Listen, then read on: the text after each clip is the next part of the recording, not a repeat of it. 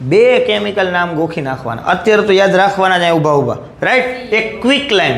Quick લાઇમ એટલે શું થાય? કેલ્શિયમ ઓક્સાઇડ, ચૂનો, રાઈટ. પણ પાણીવાળો ચૂનો હોય તો એને સ્લેક્ડ લાઇમ કહેવાય. શું કહેવાય? સ્લેક્ડ લાઇમ મતલબ કેલ્શિયમ હાઇડ્રોક્સાઇડ, CaOH ટ્વાઇસ એટલે કેલ્શિયમ હાઇડ્રોક્સાઇડ, CaO એટલે કેલ્શિયમ ઓક્સાઇડ. કેલ્શિયમ ઓક્સાઇડને આપણે ક્વિક લાઇમ કહીએ છીએ અને કેલ્શિયમ હાઇડ્રોક્સાઇડને સ્લેક્ડ લાઇમ કહીએ છીએ. બરાબર. તો પહેલાં ચૂનો લ્યો, કેલ્શિયમ ઓક્સાઇડ લ્યો. શું લ્યો? Calcium oxide. એમાં હે ને ધીમે ધીમે ધારે પાણી નાખો. શું નાખો? સર કેમ ધીમી ધારે પાણી નાખવાનું? એ હીટ પ્રોડ્યુસ કરશે, રાઈટ. એક હારે પાણી નાખી દઈશો ને તો બીકર તૂટી પણ જાય એટલી હીટ નીકળે. બરાબર. તો કેલ્શિયમ ઓક્સાઇડમાં તમે ધીમી ધારે પાણી નાખો, રાઈટ. તો શું બનશે? Calcium hydroxide. શું બનશે? Calcium hydroxide. અહીંયા જુઓ ભાઈ, રાઈટ. અહીંયા કેલ્શિયમ ઓક્સાઇડ છે આપણી પાસે. આ જે ટુકડા રહ્યા ને એ ચૂનાના ટુકડા છે. કેલ્શિયમ ઓક્સાઇડ શું છે? ચૂનો છે. એમાં આપણે શું નાખ્યું? પાણી. બરાબર. શું નાખ્યું? પાણી. હવે તમે આ બીકરને આમ ટચ કરજો, તમને ગરમ લાગશે. શું કામ? કે હીટ પ્રોડ્યુસ થઈ. શું પ્રોડ્યુસ થયું? હીટ પ્રોડ્યુસ થઈ. તો કેલ્શિયમ ઓક્સાઇડ એક ક્વિક લાઇમ છે, એની અંદર તમે પાણી નાખ્યું ભાઈ, H2O જે લિક્વિડ છે. શું બન્યું? Calcium hydroxide. અને હીટ પ્રોડ્યુસ થઈ. હીટ પ્રોડ્યુસ થઈ તો કયું રિએક્શન છે? Exothermic reaction. સમજાઈ ગયું બધાને? રાઈટ. તો જો ઇમ્પોર્ટન્ટ પોઈન્ટ્સ તમારે યાદ રાખવાના છે કે there is a rise in a temperature, કે જ્યારે તમે પાણી નાખ્યું તો ટેમ્પરેચરમાં વધારો થયો અને તમને ગરમ લાગ્યું હતું ને ભાઈ, રાઈટ. તો this reaction is a exothermic reaction. કેમ કે હીટ પ્રોડ્યુસ થઈ એટલે એને એક્ઝોથર્મિક રિએક્શન કહેવાય. સમજાણું? આગળ કે quick lime react vigorously with water, મતલબ ઝડપથી રિએક્ટ થાય છે. બરાબર. Water should be added slowly. વોટરને કેવી રીતે એડ કરવાનું? તમારે ધીમે ધીમે ધારે. Because reaction is exothermic. કેમ કે એમાંથી હીટ નીકળે છે. ક્લિયર?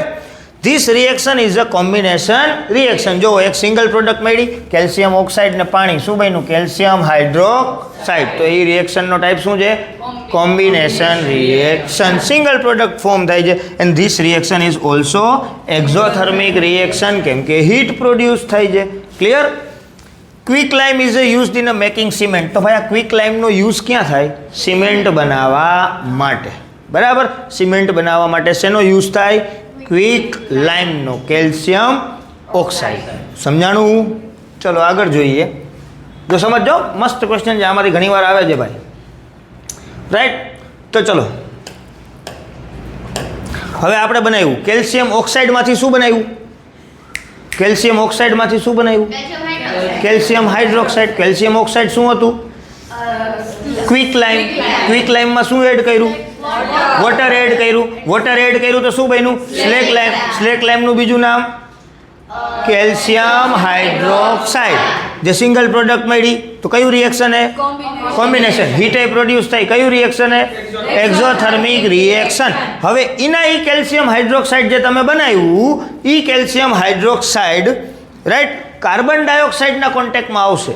કેના? કાર્બન ડાયોક્સાઇડના. તો 2-3 દિવસ પછી કાર્બન ડાયોક્સાઇડ એની ઉપર જામી જાય, ચીપકી જાય મસ્ત રીતે. બરાબર.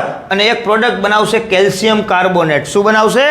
કેલ્શિયમ કાર્બોનેટ, જેનો યુઝ વ્હાઇટ વોશિંગ માટે થાય. રાઈટ. જેમ કે આ ભાઈ છે તો મસ્ત મજાના કપડાં પહેર્યા છે, રાઈટ. હવે એ શું કરશે ભાઈ? એ કેલ્શિયમ હાઇડ્રોક્સાઇડ લેશે. શું લેશે? પહેલાં એને ચૂનો લીધો, કેલ્શિયમ ઓક્સાઇડ. એ ચૂનામાં શું નાખ્યું? એને પાણી. એટલે શું બની ગયું? કેલ્શિયમ હાઇડ્રોક્સાઇડ બની ગયો. તમે એમ કીધું સર કે તમને ગરમ કેમ નથી લાગતું? કેમ કે જ્યારે ચૂનામાં પાણી નાખે ત્યારે ગરમ થાય. સમજાણું?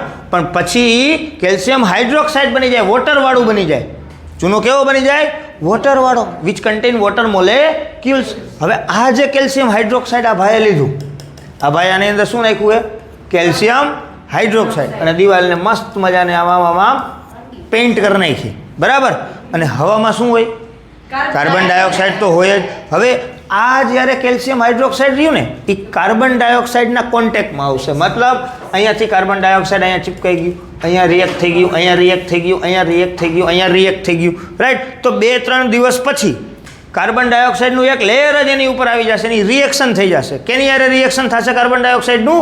કેલ્શિયમ હાઇડ્રોક્સાઇડ જોડે. તો કેલ્શિયમ હાઇડ્રોક્સાઇડ આવી રહ્યું આપણી પાસે, બરાબર. કેલ્શિયમ હાઇડ્રોક્સાઇડનું કાર્બન ડાયોક્સાઇડ જોડે જ્યારે રિએક્શન થશે ત્યારે Ca અને આ CO2 છે અને એક ઓક્સિજન આનો લઈ લેશે એટલે CaCO3 બની જશે. શું બની જશે? CaCO3, calcium carbonate. શું બનશે? કેલ્શિયમ કાર્બોનેટ અને વોટર, બરાબર. આ બે પ્રોડ્યુસ કરશે. હા, વોટર તો હોય જ, એની અંદર ઇન્ક્લુડેડ હોય પાણી. આ ચૂનો છે તો આની અંદર પાણી હોય. હવે પાછું તમે આને ગરમ કરો ને તો પાણી બહાર નીકળશે. જો હમણાં હું બતાવું તમને, બરાબર. હે નહીં, હવે આ રિએક્શનને કોમ્બિનેશન રિએક્શન કહેવાય કે નહીં? કોણ કહેશે મને? નો કહેવાય, કેમ કે અહીંયા બે પ્રોડક્ટ ફોર્મ થઈ, કેલ્શિયમ કાર્બોનેટ અને વોટર. હા, નથી જ ને કોમ્બિનેશન. આ તો એક્ઝામ્પલ શેનું આપ્યું છે મેં? કોમ્બિનેશન રિએક્શન આને કહેવાય. જો કેલ્શિયમ ઓક્સાઇડ અને વોટર, તો શું બન્યું? Calcium hydroxide. આ કોમ્બિનેશન રિએક્શનનું એક્ઝામ્પલ છે. પણ કેલ્શિયમ હાઇડ્રોક્સાઇડનો યુઝ ક્યાં થાય? વ્હાઇટ વોશ કરવા માટે. એ અહીંયા દેખાડ્યું છે અને આ રિએક્શન એનું છે, કોમ્બિનેશનનું છે નહીં. કે કેલ્શિયમ હાઇડ્રોક્સાઇડ છે, કાર્બન ડાયોક્સાઇડના કોન્ટેક્ટમાં આવશે એટલે શું બનશે? કેલ્શિયમ કાર્બોનેટ, બરાબર. તો આ રિએક્શન કોમ્બિનેશન રિએક્શન નથી, પણ કેલ્શિયમ હાઇડ્રોક્સાઇડનો યુઝ આવી રીતે થાય છે. જો અહીંયા ધ્યાન આપો, રાઈટ. તમારી પાસે પહેલાં શું હતું? ક્વિક લાઇમ, કેલ્શિયમ ઓક્સાઇડ. કેલ્શિયમ ઓક્સાઇડમાં તમે શું એડ કર્યું? વોટર એડ કર્યું. શું બન્યું? સ્લેક્ડ લાઇમ, કેલ્શિયમ હાઇડ્રોક્સાઇડ. હવે આ કેલ્શિયમ હાઇડ્રોક્સાઇડને કાર્બોનેટ થશે, મતલબ કાર્બન ડાયોક્સાઇડના કોન્ટેક્ટમાં આવશે એને કાર્બોનેટ કહેવાય, બરાબર. તો શું બની ગયું? કેલ્શિયમ કાર્બોનેટ, જેને લાઇમસ્ટોન પણ કહેવાય. શું કહેવાય? Limestone, right. હવે પાછું આ લાઇમસ્ટોનને તમે હીટ આપશો ને, એટલે કે ગરમ કરશો. શું કરશો? ગરમ કરશો. તો ગરમ કરવાથી વોટરના મોલેક્યુલ્સ થઈ જતા રહેશે અને પાછું બની જશે કેલ્શિયમ ઓક્સાઇડ. શું બનશે? કેલ્શિયમ ઓક્સાઇડ, બરાબર. સમજાણું?